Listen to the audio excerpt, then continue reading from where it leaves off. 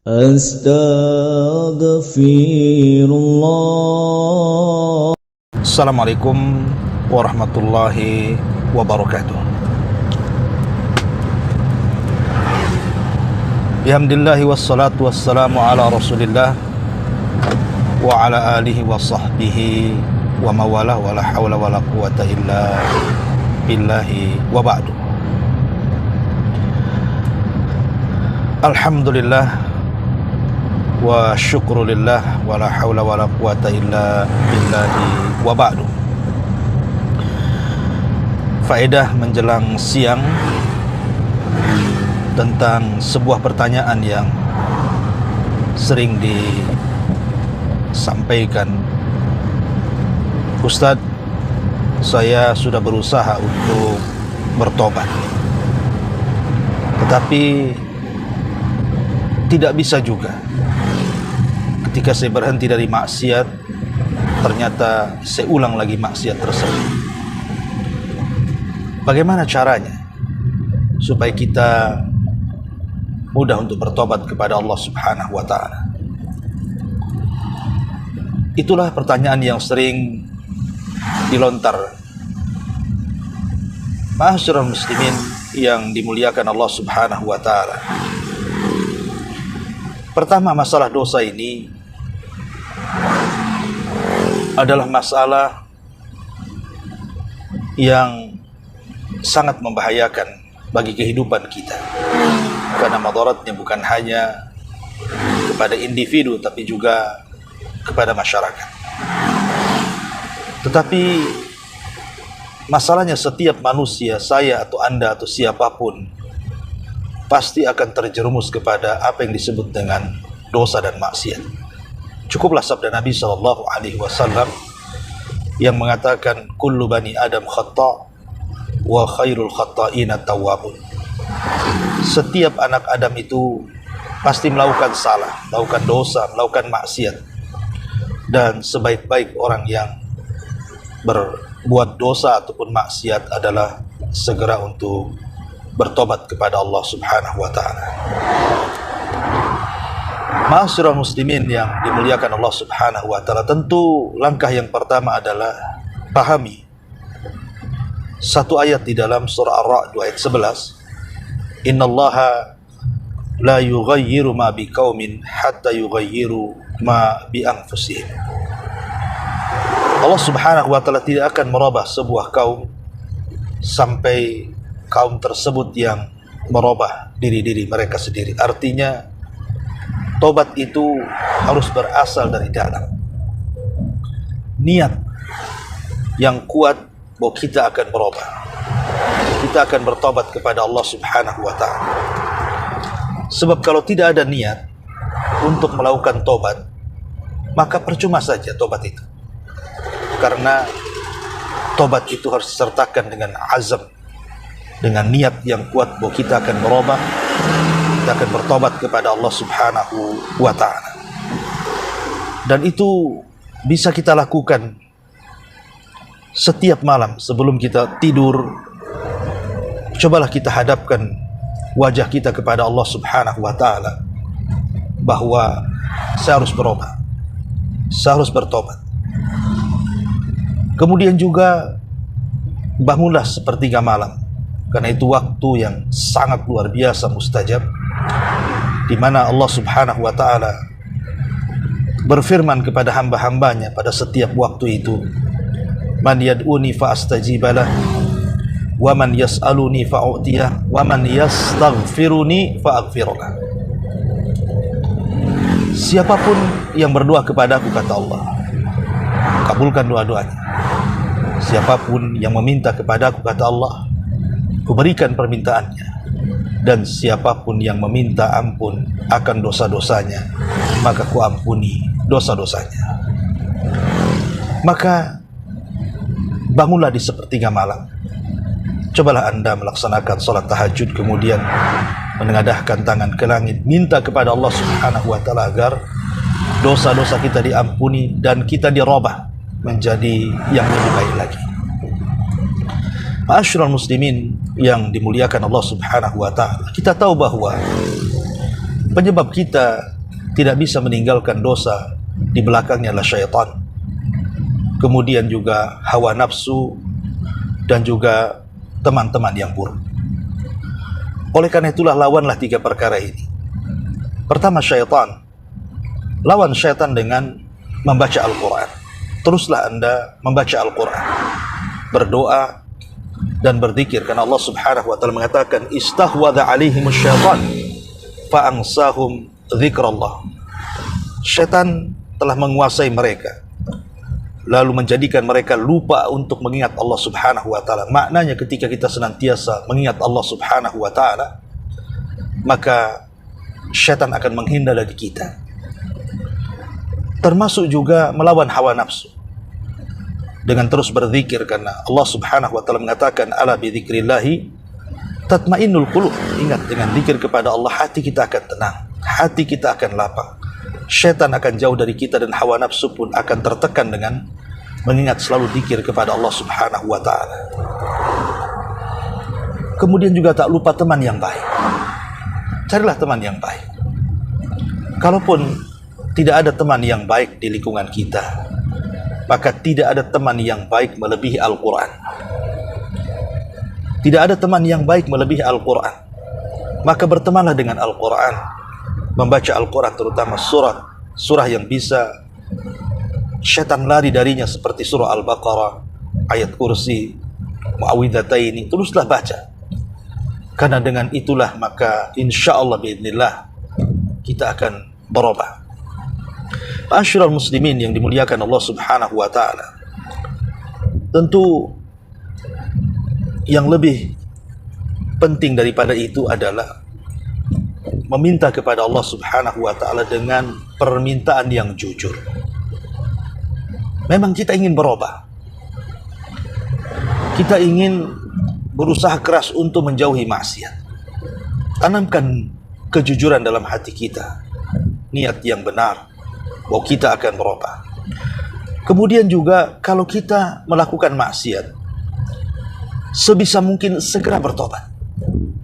Sebisa mungkin segera kita mengucapkan astagfirullah minimalnya 1 hari 100 kali, sebagaimana Nabi SAW membiasakan istighfar setiap hari 70 sampai 100 kali.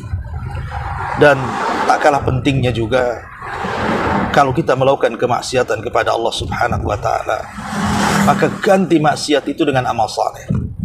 Kalau Anda melakukan maksiat, segera salat 2 rakaat. Kalau Anda melakukan maksiat, segera bersedekah.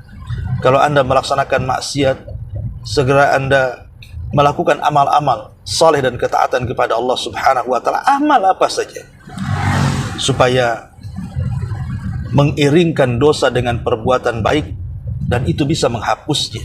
Sebagaimana Nabi SAW mengatakan, wa atbi sayyi'atal hasanata tamhuha. Ikutilah perbuatan burukmu dengan perbuatan baik, karena perbuatan baikmu itu akan menghapuskan perbuatan buruk.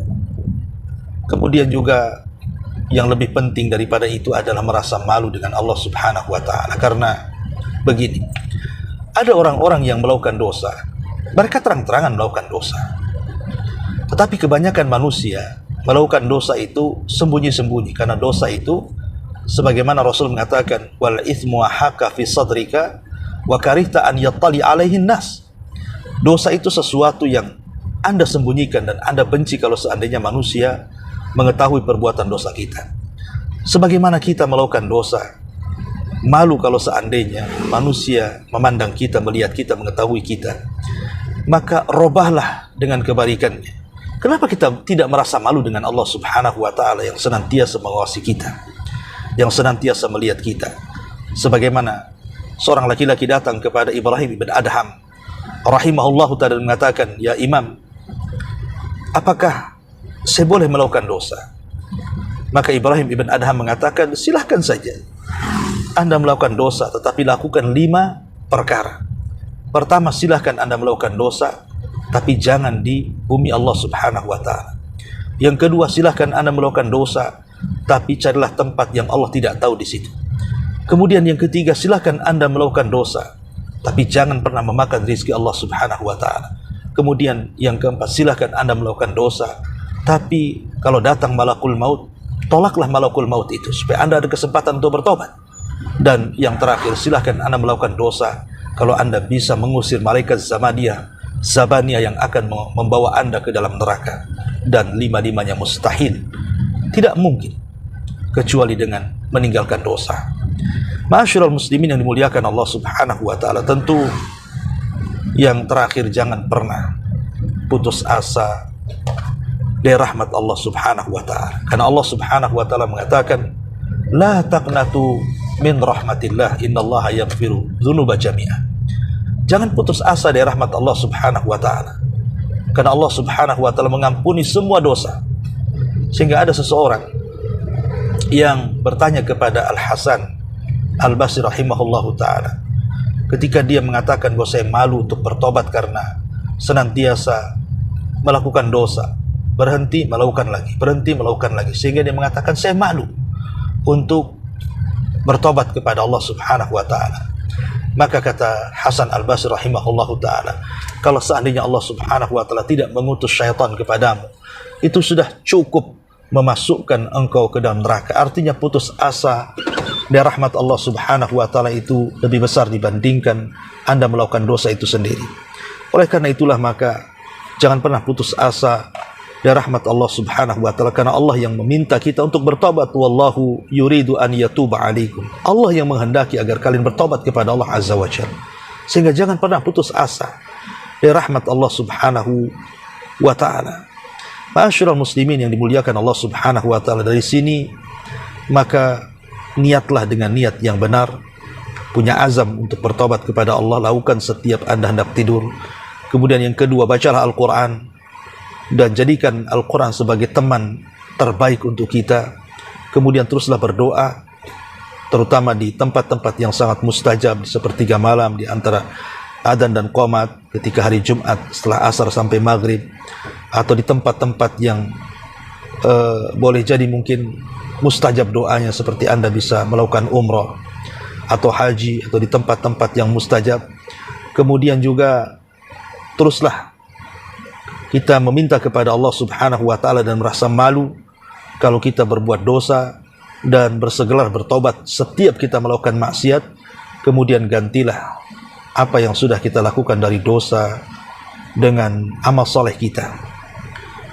Karena bagaimanapun ada orang-orang yang mereka melakukan dosa, tidak ada yang tahu kecuali dia dengan Allah Subhanahu wa taala. Maka lakukan juga hal yang sama, lakukan amal soleh yang tidak ada yang tahu kecuali kita dengan Allah Subhanahu wa taala. Semoga kita diberikan hidayah, diistiqomahkan oleh Allah Subhanahu wa taala, karena terkadang dosa ini memadarat kepada kita, membawa bencana kepada kita, bahkan bukan hanya kepada pribadi kita, terkadang kepada keluarga kita, kepada masyarakat kita.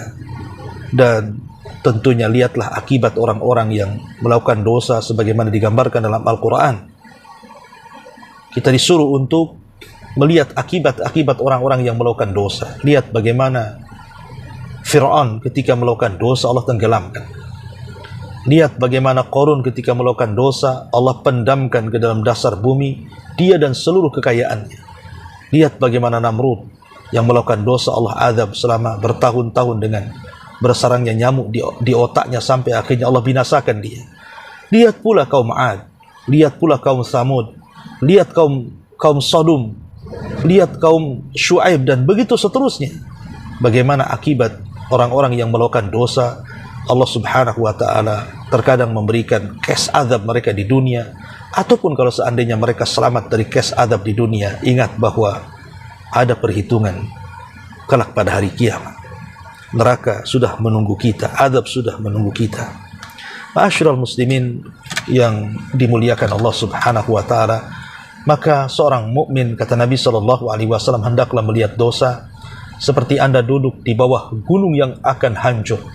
Kira-kira Anda akan duduk atau akan lari?